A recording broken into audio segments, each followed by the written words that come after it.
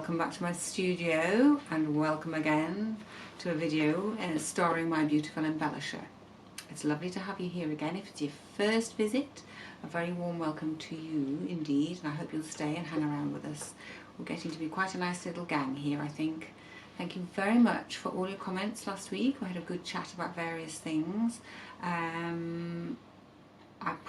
I will put a link if anybody else wants to know about the needles, where I get my needles for my embellisher from. I'll try and remember to stick a link on for that for you, because somebody did ask me. I hope that you enjoyed watching me, the exciting business of changing a needle on an embellisher. It's worth thinking about, I think, when you're going to buy an embellisher, not only how many needles it has, and so what kind of scope of work you can do with that. But also, you know, how easy is it to change a needle? It's worth thinking about, actually. Having had one or two comments in the past from people saying, you know, they've had some difficulties with various things, so it's worth having a little look into that. So today I've got my lovely little box of fabric scraps here. It's very strange how I've moved completely into these beautiful sort of lilac-y, gentle shades at the moment. I think it almost matches my mood at the moment. I'm not feeling very umphy. I've been painting and decorating in the house this last week, and we finally have a porch again. Well, the porch is where we keep all our sort of outdoor boots and shoes and stuff. It's only tiny, but with the builders coming in and out through it, it was in a right old pickle, and it hasn't been decorated for donkey's years, like most of the house. So I'm very thrilled. I got it all finished and done. I even painted the shoe rack, funnily enough, in a sort of a dark bluey, lilac-y, I don't know, not quite as dark as that, but something along those lines, and I thought that's great. It used to be two shoe racks sort of squashed together with a bit of wood in between them to keep them together, and now it's all looking posh like one shoe rack. I'm very happy with that. So that was my little gentle task over the weekend. It's quite nice to just go and do something which is not very mentally challenging. At the moment, I feel as though we're in that February season, aren't we, when it's you're kind of ready for spring and there's signs of spring, but it's not quite happening yet because we actually had snow yesterday. So today I'm going to show you how I've got on with my little landscapey piece, which I shall just show you very briefly.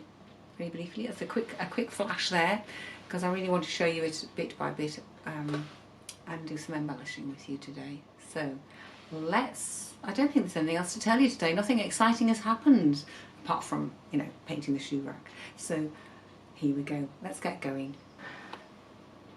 Okay, so this is my lovely little collection of snippets and scraps that I've just been fiddling around with, playing with ideas, looking at the colours, feeling my way in. This is what I always say, is just, you know, if you don't know what to do, because I really didn't know what to do. I've just been out and done my shopping, and my head's full of, I don't know, nonsense really, emptying the dishwasher and all the chores in the house that are waiting. So I just have come down to the studio, I've got my little fabrics out, and I'm starting to cut and play.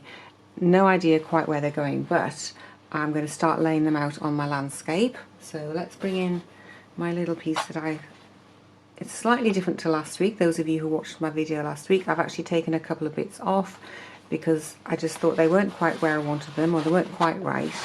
So I'm going to be playing around today with putting some different bits on, maybe.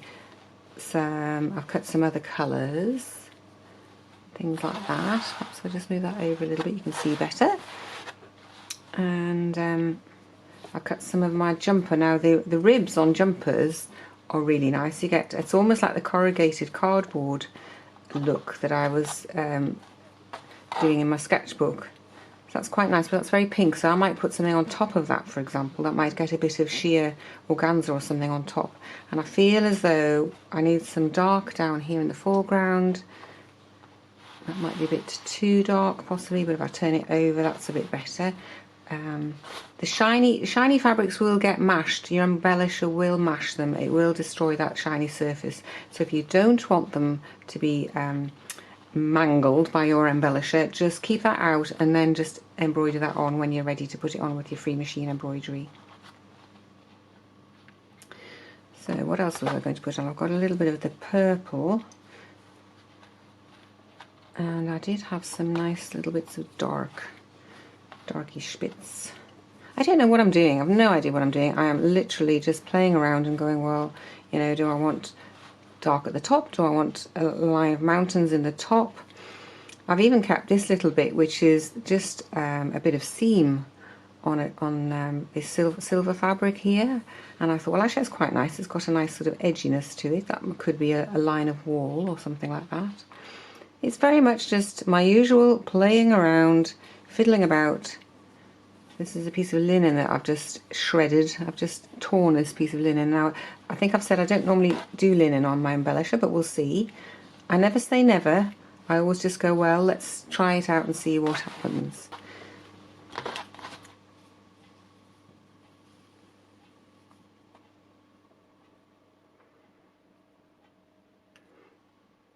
I'm just going to take this smooth edge off here. I want it to be a cut edge, not a pre-knitted edge. So I'm just cutting that up. I do love old jumpers. I used to make handbags from them. I used to felt them up in my washing machine and make handbags from them, and pictures and all sorts of things. They're a really versatile thing. And actually, you see, a little piece like that could be quite nice, you know, it could be adding a little bit of detail to something. So really, nothing is ever wasted. See that? I quite like that. I like the way that then brings that to sort of, it sort of brings those two together somehow. And I quite like something in the middle of there. I'm not sure whether that's the right colour. Just show you that bit. I'm putting this sort of maroonish colour down into there, and I'm not sure if it's the right thing, but it might be better done like that, or if I put it in halfway along that darker colour, I think it's actually possibly better done there. So I'm going to pin some more things on and I'm going to embellish them.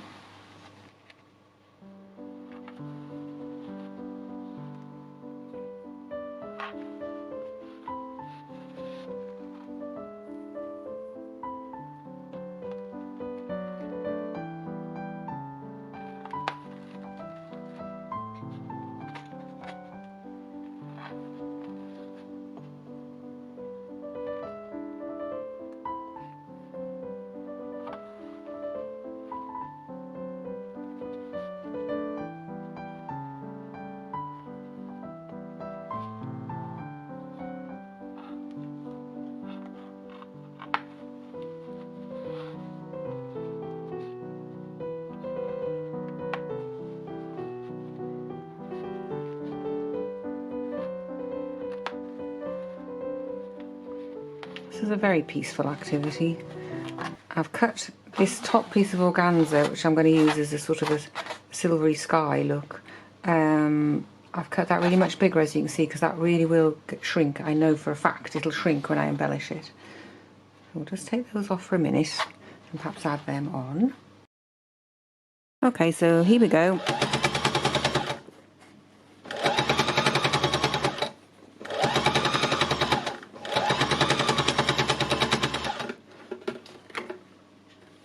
Making sure my needles are up at the end of each row. Press them down.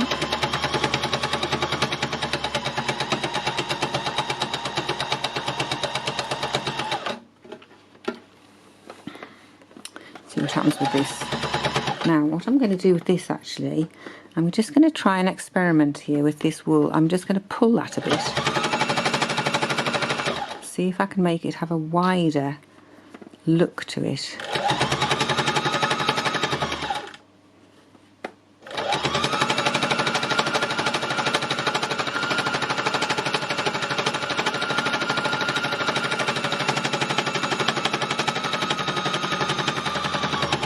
Yes, that's nice. That's opened out the rib a little bit and it's held it in place, so that's quite cool.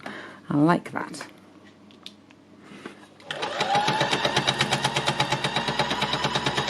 Now I think what I need to do, I'm jumping ahead of myself here. I need to put this piece down first, so just a second. Let's just come back on that one because it's pulling away. I know I've got a piece to go along it, and in fact that is pulling in quite a lot. I may have to have another piece. Let's just see how it goes, but I think it's going to be too small. Oh dear, never mind. Look at those lovely, lovely ruckles it's doing there. I really like that. So basically, I need another piece on there. So I might cut another piece, a longer piece, and stick it on. Okay, so it's always good to stop every now and then when you're embellishing and just take a little look at what you're doing, what you're producing, and see whether it's, you know, doing what you want it to do.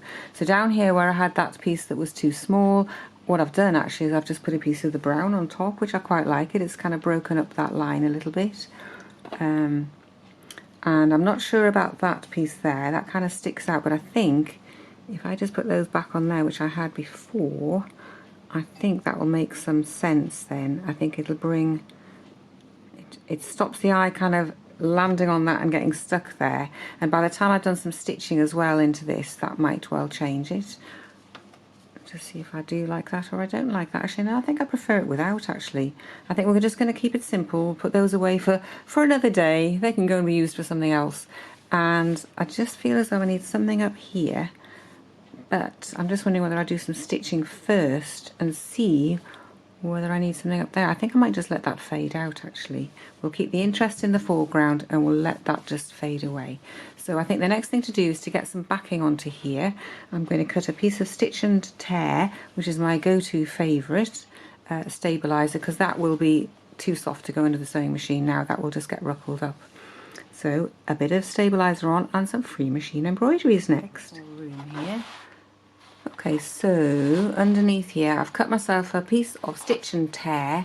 It's like a papery kind of stuff that is really helpful because it stabilizes your fabrics and stops them being eaten by your sewing machine, because the last thing you want when you're making something nice is to have it eaten by your sewing machine. So the other thing I'm going to do is now, okay, let's talk edges. We have to talk edges. I am just using this as a sample, okay, and I may even cut it up into smaller pieces to sample from. I've just got that idea in my head at the moment, so I'm not really worrying about the edges, okay, but if I was making this into an actual piece of embroidery, I would want to be thinking about whether, at this stage, whether I want my edges to be rolling under like that and neatening up and then embroidering, or whether I would be leaving them kind of rough and just cutting them and letting them be loose and embroidering them. So as I say, because I'm just going to be sampling from this, I'm not too worried, but I am going to cut all these loose bits off anyway. Oh, hello, good morning, girls. That's the geese saying hello to you all. That's Demelza, who's a West Country goose, hence the name, and Patience, who is a pilgrim goose. And they're really pretty. I'll have to see if I can get a picture of them for you. There are lawnmowers. They're brilliant. They're really brilliant at cutting grass. So they just roam around out there. They poo everywhere, but that's okay because that fertilises everything. And they're just so funny. They come running to see you. They're just so lovely. Yes, I'll need to cut that as well. Bring that back a bit as well. So I'm just wondering whether at this stage I'm going to cut it into 4 pieces maybe, or cut it into 2 pieces. Or just, yeah, I think I fancy making it into little samples so that I can just play around with some free machine embroidery.